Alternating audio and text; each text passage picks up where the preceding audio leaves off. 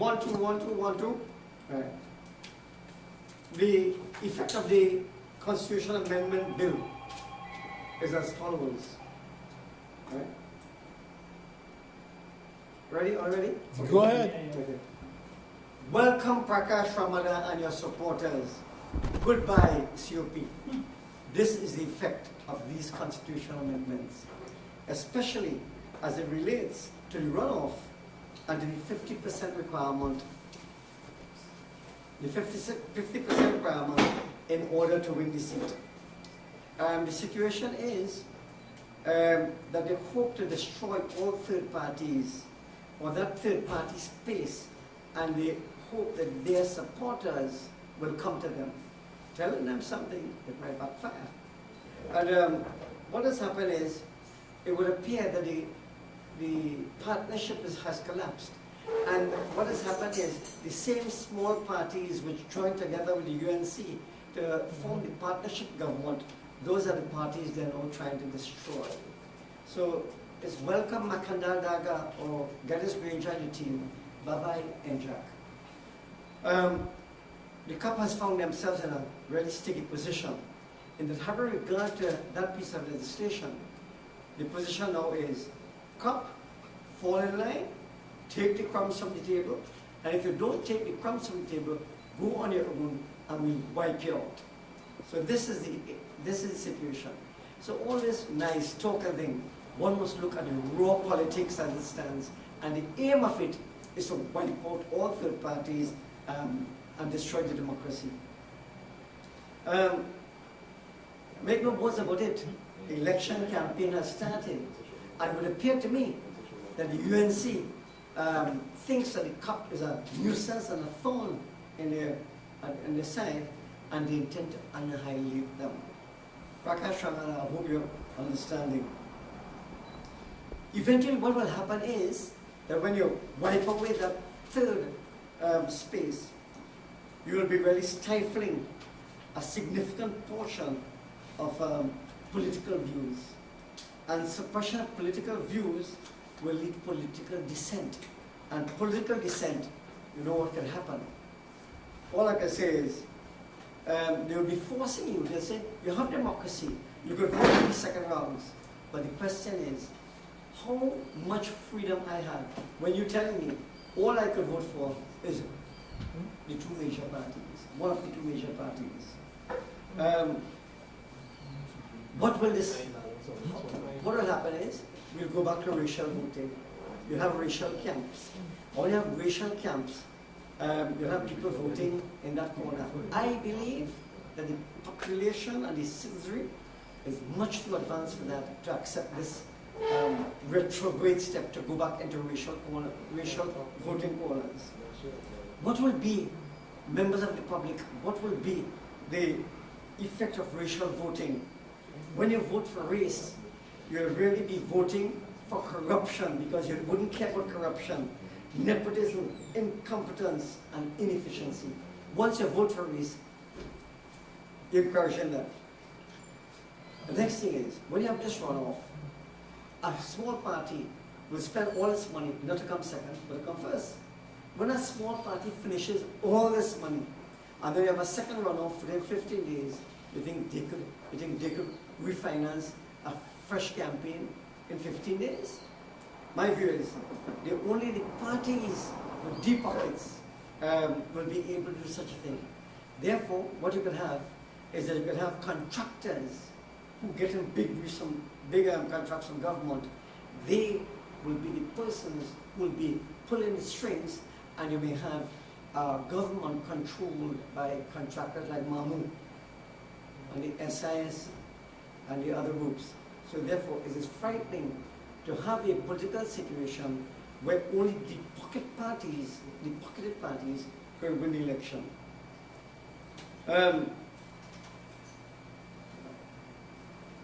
These things are extremely frightening, and therefore the population need to be very concerned as to what is happening. Then to our next thing is,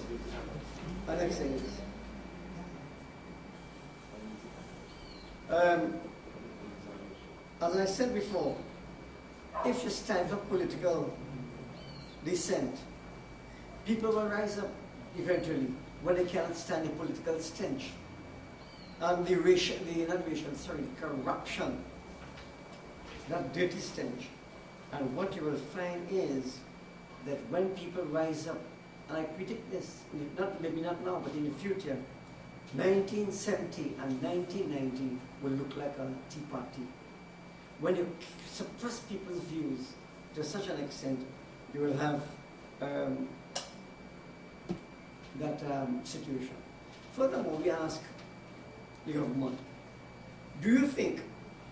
what do you think will happen if you have a seat in which one person didn't get 50% of the seat, 50% vote, but one party has already won the election? Say, for example, one party won 21 seats, the other party maybe 18, and you have one, two seats in which you didn't get 50%. You think people want to go and vote? Because one party would have won the election already. There'll be no incentive of people going to vote for a opposition party unless you really have politics in the blood. The next thing is, what about if when you run, you don't get 50% votes? Whenever you run, you don't get 50%. People say, I'm disgusted, I'm not going back to vote again. What happens then? You keep on running until you get 50. These are things that I wonder if the government has taken that into consideration. My view is, however, this thing is so dangerous in that the party becomes the power in the government. In that the party will become so strong that if you have a bunch of crooks and corrupt persons who receive and bribe some contractors and they controlling the party, and because they have the money, then you know what happened? You'll have corrupted men controlling the government. If you have, for example, if you first collect a bribe and they could control the top of the party and they could choose the candidates, they could kick out good people, what you'll have then? A weak parliament who has to bow to the wishes of the party and not necessarily to the people. And therefore, what do you recommend? My view is, this thing is so dangerous that before you even think about this, my view is we should have legislation to deal with the behavior and the process of political parties. For example, you remember recently some lady was in one party, and just before the election for the executive position in another party, which says that you have to be in the party for a year before you can contest elections. She said, I've been there over a year. Question is, when the population heard that, the population laughed. And you know what they said? I remember one minister telling another minister, that's the nature of the politics, that's the name of the game. My view is, corruption like that should not be permitted. And therefore you need legislation to have an independent body which is established. So when somebody joins the party, they must have the date and send the name immediately to an independent commission so they could record whether you really were in the party. And that is only a small part of it. What about party financing? Which contractors feed in which party, who feed in which party, so we can know who to look out for and to call their names in the, when you're campaigning. Mr. X, give your money, and when we're fighting you, we are not fighting you, but we're fighting contractor X and contractor Y. And therefore, there needs to be not only party campaign financing reform, but you need party financing reform. Because you could collect all the money from contractors up front in the first 2 or 3 years. And when the time comes for campaign financing reform, you said, you know, we had that money in the account already. The FIU must come in. The FIU must be called in to deal with party financing. If that doesn't happen, the democracy will go down the road. So that I say that this legislation, it is frightening, it has a sting in the tail, and therefore a lot of things must be put in place before you bring this to the people. Another thing is that they talk about the power of recall. They say you could only come after the expiration of 3 years, not before the expiration of the 4th year. Because what they give you is a very narrow window. And who can really mobilize people in that short period of time? In any event, if you're telling me, as a member of parliament, that 66 and 2/3% or 60% could remove me, and I know I'm going at the end of the next 5 years, I only service 34%. I leave this, I leave the 66% at the crime, or 33%. So all you do is, you don't have to service the whole constituency, you service just enough not to have, so that they can't have the 60% to throw. That's why ministers could tell people, I'm not fixing up by you, you're X, Y, and Z, you belong to another party. You remember that happened in sometime in the East, where people were asking the minister, fix the road here. Say, you don't ask me, you use PNM.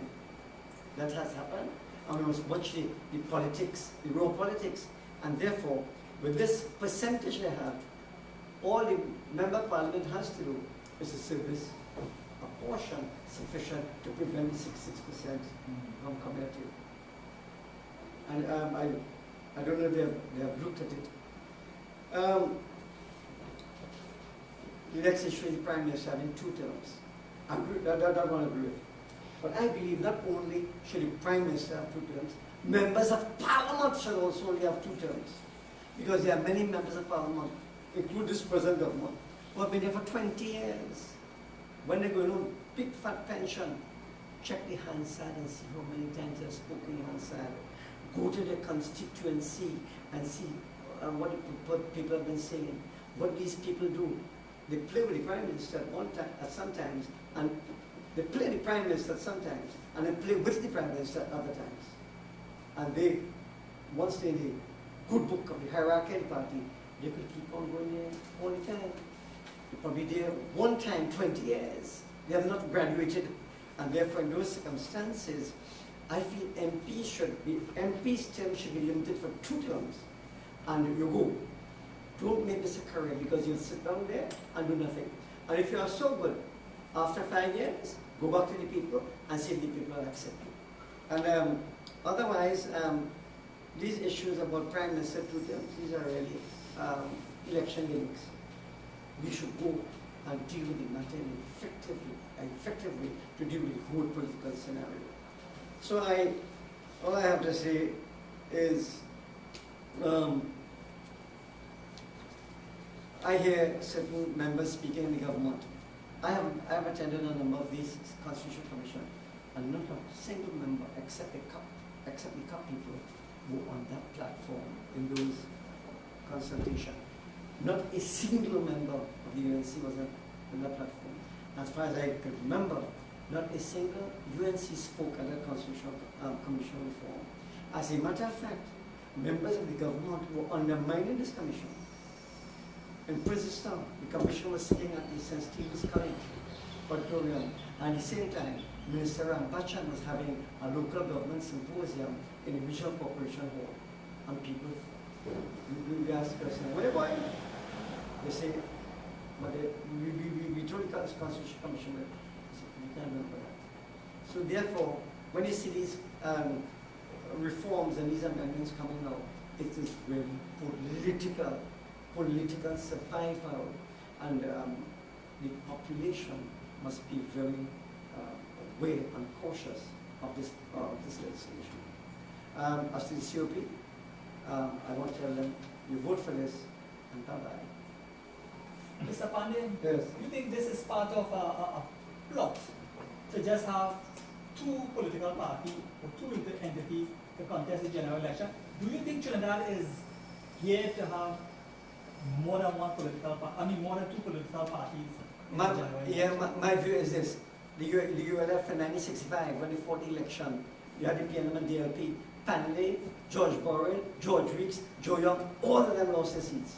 They lost in deposits too. But because that party was there, and they got it evolving and it growing, it then from WFP, it came to ULF. And at that point in time was able to shift aside the DLP. So there was room for organic growth of a third party. But if you say, no, you'll get 50%, you're getting killed.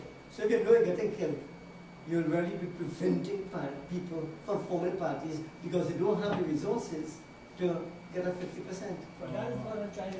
We are really geared just to have political parties. Don't you all see it as politicians? I mean, I consider a politician. Yeah. Don't you all think that you all are misleading people, bringing race into the election? Because I mean, we see in this ethnic group you're all talking about. Yes. I don't see ethnicity in some of those parties. I mean, you are probably Okay. is The history has been promote those kind of things. Sure. Do you think as leader, I mean as Okay. Let me tell you. activists, Okay. you all are misleading the public? Look at our history. Our history in the beginning was PNM was oldest 24, UNC was oldest 12, DLP was oldest 12. Where were the PNM 24 and where was the DLP 12? Right? That is the history of the politics. What has happened afterwards with the introduction of third parties, you find that group of persons coming in and diluting that situation. Mr. Panday, Because we were 24-12 all the time. but we are seeing there is a split there.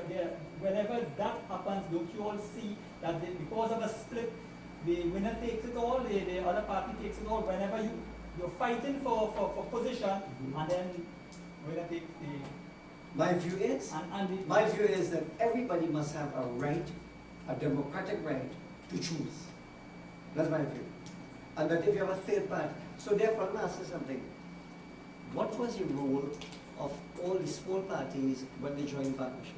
It's an alliance. That's what I'm saying. It's an alliance. Don't you? Well, I mean, as Well, I am saying that's good to have the alliance, but you must have the third party to have the alliance. Because what this legislation doing is wiping out the third party. So that you wouldn't have any alliance. You'll have two blocks will be formed. So, Panday, if this bill is successfully passed, what do you plan to do? Pardon? If this bill is successfully passed in House, what do you plan to do? Do you plan to initiate any legal action to stop it? No, I don't think. My view is they need a probably a simple majority. I don't think they might need a special majority. so, that's what I'm saying. Isn't this a plot to try to get these parties back together? Are you all seeing that happening What? as old politicians? Yes, as right. old politicians, as past politicians. Right, Don't yeah. you see that the present government is trying to get parties back together? How?